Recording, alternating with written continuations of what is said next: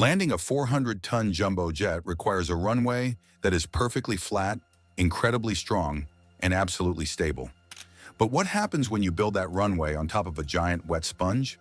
In our quest to connect the world, engineers have run out of solid ground near major cities. So they have turned to the ocean and the swamps, dumping billions of tons of sand into the water to create artificial islands for our airports. It sounds like a triumph of human engineering, but nature is starting to fight back.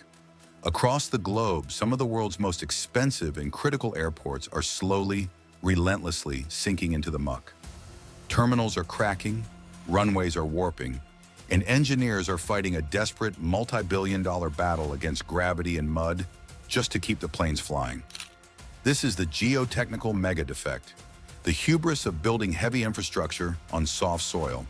Today, we are inspecting the 3 airports that are sinking into the ocean. 1.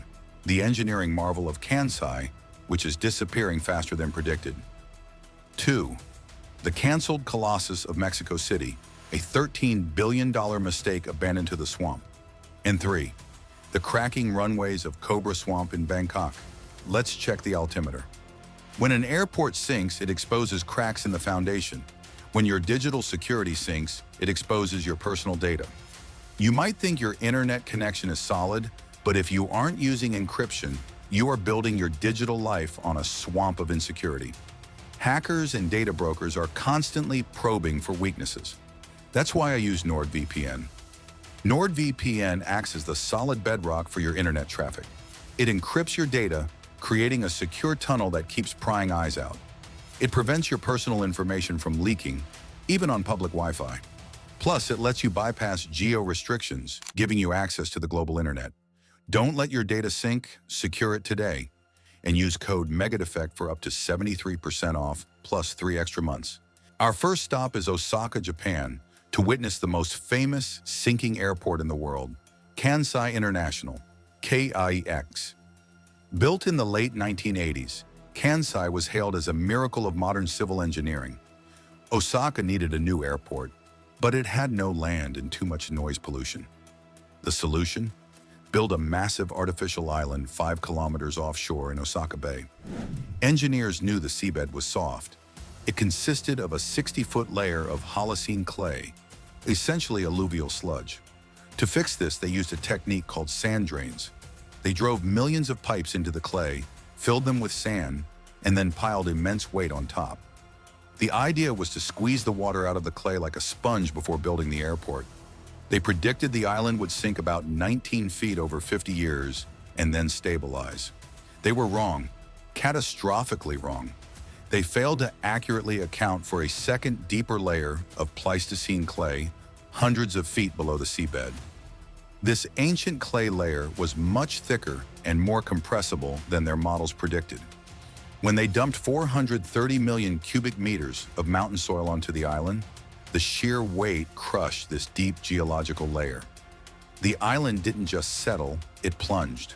By 1994, just as the airport opened, it had already sunk 27 feet, way more than predicted.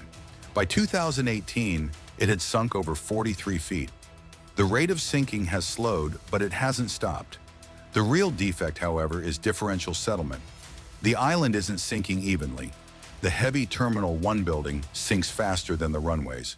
To prevent the building from snapping in half, engineers installed a brilliant but desperate system. The entire terminal building sits on 900 massive columns. Each column has a hydraulic jack and sensors.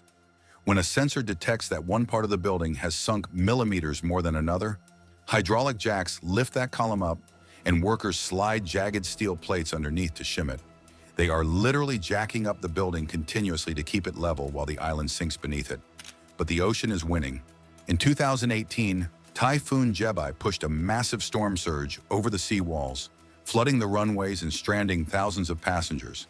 As the island sinks, the seawalls effectively get lower relative to the water level. Engineers have to keep raising the walls, turning the airport into a fortress. It is a slow-motion race. Can the airport generate enough revenue to pay for the pumps and jacks before it slips beneath the waves forever? Estimates say Kansai has maybe another 30 to 50 years before the cost of fighting the sea becomes mathematically impossible.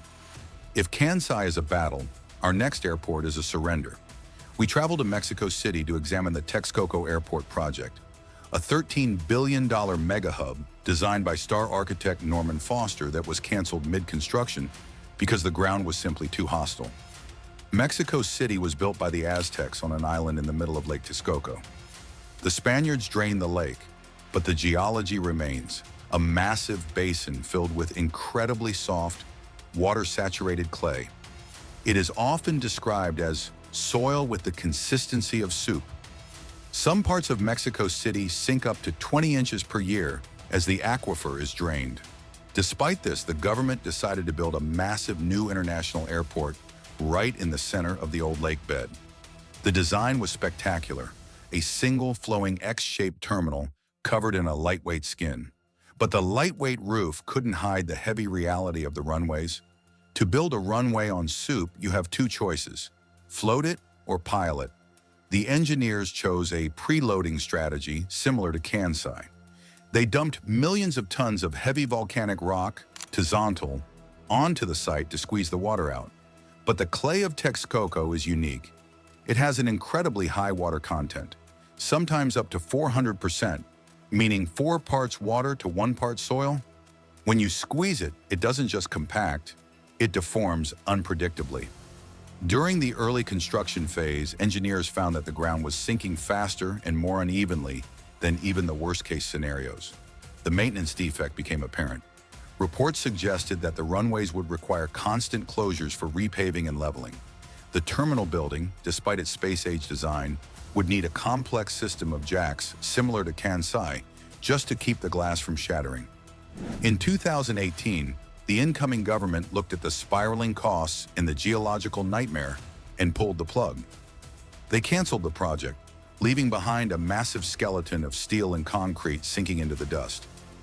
Today, the site is being reclaimed as an ecological park, but the millions of tons of rock and concrete poured into the mud remain, a $13 billion monument to the fact that you cannot simply wish away geology with good architecture. The lakebed claimed the airport before the first plane ever landed. Finally, we traveled to Thailand, to Suvarnabhumi Airport in Bangkok. The name means land of gold, but the locals call the land it sits on Nong Ngu Hao, Cobra Swamp. Bangkok, like Mexico City, is sinking. The city is built on a layer of soft marine clay.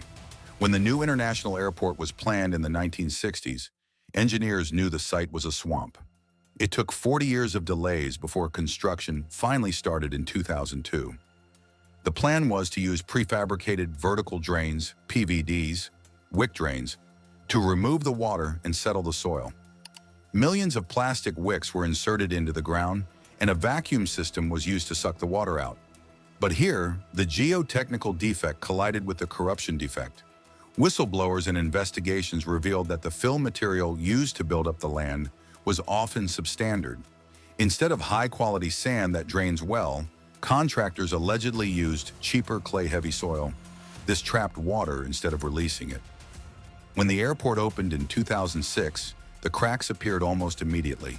Taxiways and runways began to develop rutting and cracks. But the most terrifying failure happened at the terminal apron, the parking spots for the planes. Because the terminal building sits on deep piles anchored to deep sand layers, and the tarmac sits on the ground, the settling swamp, a gap began to open up where they met. The tarmac was sinking away from the building. Workers had to install makeshift ramps to bridge the gap so luggage carts could get from the building to the planes. In some areas, hollow voids formed under the concrete pavement as the soil washed away or settled unevenly. There were fears that a heavy aircraft could punch through the concrete into a sinkhole. The airport has spent millions on continuous repairs, injecting grout and repaving surfaces. It is a functional airport, but it is a high-maintenance patient, requiring constant care to keep the Cobra Swamp from swallowing the tarmac. It proves that even if you can drain the swamp, you can't always trust the dirt you replace it with.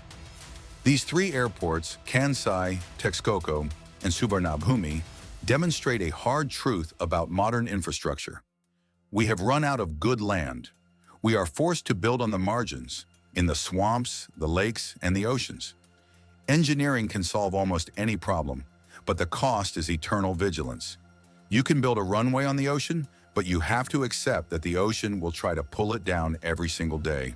The pumps must keep running, the jacks must keep lifting, and the asphalt must keep being poured.